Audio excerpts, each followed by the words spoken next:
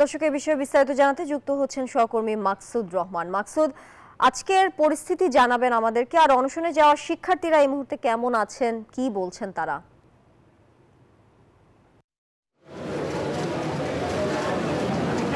জি ধন্যবাদ তানিয়া হারুন। আমি এই মুহূর্তে অবস্থান করছি খুলনা প্রকৌশল এবং প্রযুক্তি বিশ্ববিদ্যালয়ের যেখানে যে স্থানে আসলে অনশন করছে স্টুডেন্ট ওয়েলফেয়ার সেন্টারের গ্রাউন্ড ফ্লোরে। সেখানে শিক্ষার্থীরা সকাল থেকেই কিন্তু ভিসির পদত্যাগের দাবিতে এখানে যারা কিনা অনশনরত তাদের পাশাপাশি অন্যান্য সাধারণ শিক্ষার্থীরা এসে একত্রতা প্রকাশ করেছিল। গতকাল পর্যন্ত কিন্তু 32 জন শিক্ষার্থী যে শুরু করেছিল আন্দোলন, সেখান থেকে 2 জন গতকালই অসুস্থ হয়েছেন, একজন তার মায়ের অসুস্থজনিত বাড়ি ফিরে যান। আজকে কিন্তু 2 জন আরও অসুস্থ হয়েছেন, অর্থাৎ এখন পর্যন্ত 27 জন কিন্তু এখানে আছেন। বাকি 2 জনকে হাসপাতালে ভর্তি করা হয়েছে। সর্বশেষ 21 ব্যাচের একজন শিক্ষার্থী গুরুতর অসুস্থ হয়, তাকে স্থানীয় সিটি মেডিকেল কলেজ হাসপাতালে নেওয়া হয়েছে। বাকি একজন এই ক্যাম্পাসেই মেডিকেল সেন্টারে চিকিৎসারত অবস্থায় আছে।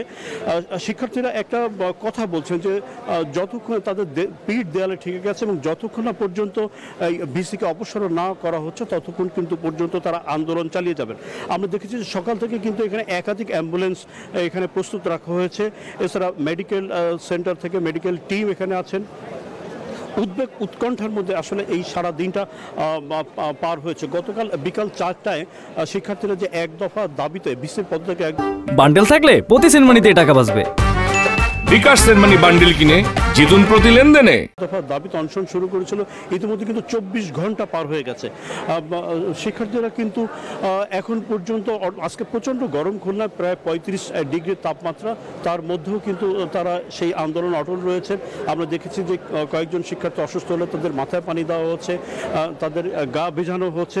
একই সাথে কিন্তু যিনি কিনা পরিচালক ছাত্র কল্যাণ হিসেবে দায়িত্ব পেয়েছেন ডক্টর মোহাম্মদ আবদুল্লাহ ইলিয়াস, তিনি কিন্তু সকাল থেকে এখানে উপস্থিত ছিলেন। তিনি কয়েক দফা এই ছাত্রদের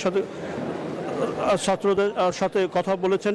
আমরা দেখেছি যে আসলে আমরা দেখেছি যে যখন কিনা এই স্যার আসছেন, তার সাথে কিন্তু এই ছাত্র কল্যাণ যে দপ্তর আছে তার অন্যান্য শিক্ষকরা কিন্তু দফায় দফায় এখানে এসেছিলেন। তারা ছাত্রদের সাথে কথা বলেছেন, এই আন্দোলন প্রত্যাহারের দাবি জানিয়েছেন। কিন্তু ছাত্ররা কিন্তু তাদের আন্দোলনে অটল। তারা বলছেন যে আমাদের এখান থেকে ফেরার আর কোনো উপায় নেই।